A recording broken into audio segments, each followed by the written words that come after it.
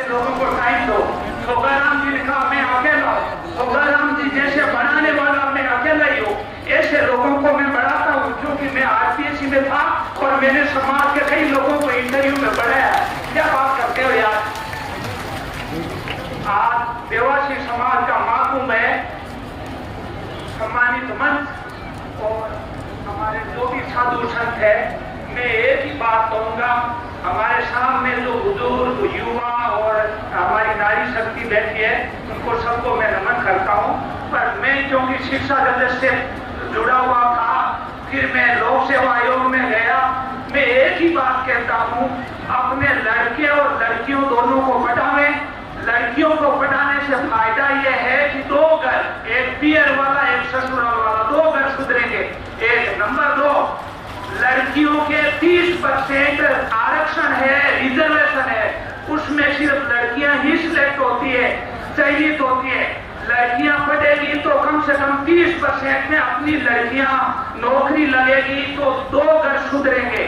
तो एक तो यह है कि लड़के लड़कियों को पढ़ाने पर जोर दें। दूसरा, नशा प्रवृत्ति जो भी है वो बड़े बुजुर्ग जो कर रहे हैं वो कम कर दे और नई पीढ़ी को नशा प्रवृत्ति नहीं करने दें। एक मैं कई दिनों से देख रहा हूँ आपके YouTube और सोशल मीडिया, युवा लोगों को कह रहा हूँ सोशल मीडिया पर इतने मत बैठे रहो यार, दूसरा काम करो जो आपका पढ़ाई का काम है या जो अभी जो काम है वो करो। आप बिना मतलब सोशल मीडिया पर नमस्ते फोटो, ये किसी ने मुझे कहा कि रामूराम जी आपका उद्बोधन और भेजो। मैंने कहा यार मेरा उद्बोधन तो समाज पिछले 40 साल से देख रहा है। 35 साल में तो कॉलेज में सर्विस दी और 4 साल लोक सेवा आयोग में दी। और मैं दूसरी बात कहूँ, लास्ट बात कह रहा हूँ, अपने राजनेता कम से कम अच्छे पढ़े लिखे होने चाहिए। ये नहीं कि राजनेता वहां चले जाते हैं उनको फाइल और नोट शीट पढ़ना नहीं आती है, कम से कम उनको इंग्लिश और हिंदी वर्जन दोनों आने चाहिए। क्योंकि यदि वो लोग इन चीजों में नहीं समझेंगे तो सिर्फ अपने साइन के अलावा कुछ नहीं करेंगे, जैसा अभी तक आपके समाज में हो रहा है। ऐसा नहीं होना चाहिए।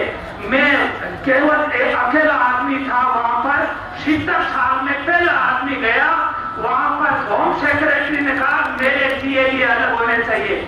मैंने वहां लिख दिया, हाईकोर्ट जज एक वकील को जैसे हायर जुडिशियल बनता उनको इंप्लूमेंट्स बराबर मिलते हैं। तो आरपीएससी में चाहे आईएएस हो, चाहे आरएस हो, चाहे सामान्य आदमी हो, जो नियम कायदा है उसमें मेंबर और चेयरमैन बनते हैं, उनको सब ये सम्मान मिलेंगे। आज तक उन होम सेक्रेटरी साहब को ये अलग नहीं मिला।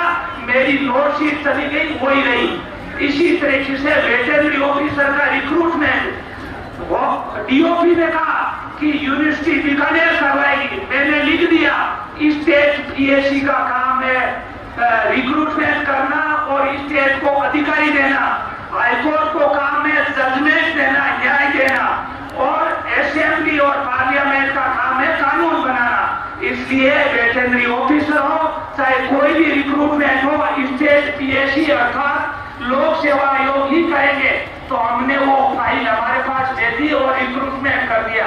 कहने का मतलब है थोड़े से जागरूक आपके राजनेता होने चाहिए, जो कलम से लिख दे तो खुले नहीं, ऐसे नेता होने चाहिए। बाकी नेता सिर्फ साइन करके और आपका सिर गिनाते हैं, जैसे आप आज हमारे समाज के रूप में सिर गिना रहे हो, वैसे असेंबली और पार्लियामेंट में सिर गिनाने नहीं चाहिए। ऐसा मैं इस मन से सभी पार्टियों का और मीडिया को और आईडी को आह्वान करता हूं कि ये मैसेज भी पार्टियों को भेजे कि समाज से जो भी जनप्रतिनिधि जावे कम से कम योग्य जनप्रतिनिधि होने चाहिए। बाकी समाज को ज्यादा से ज्यादा पढ़ाई पर, शिक्षा पर ध्यान देना चाहिए। जय हिंद, जय भारत। लाल सिंह जी से निवेदन करूंगा कि वे बता रहे हैं और उनको लाल सिंह जी, सारे लोग व्यवस्था बनी रखे, बनाए रखे। जो साइड में जो आदत लगा रहे हैं वो बैठ जाए एक जगह शांतिपूर्वक तरीके से। हम सबका कार्यक्रम है, किस सबकी जिम्मेदारी हो, लेडीज है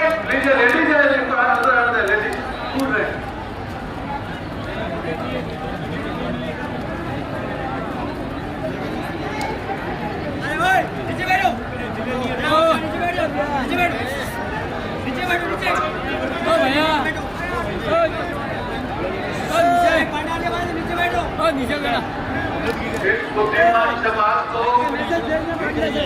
मैं वंदन करता हूँ। इस मेहनती और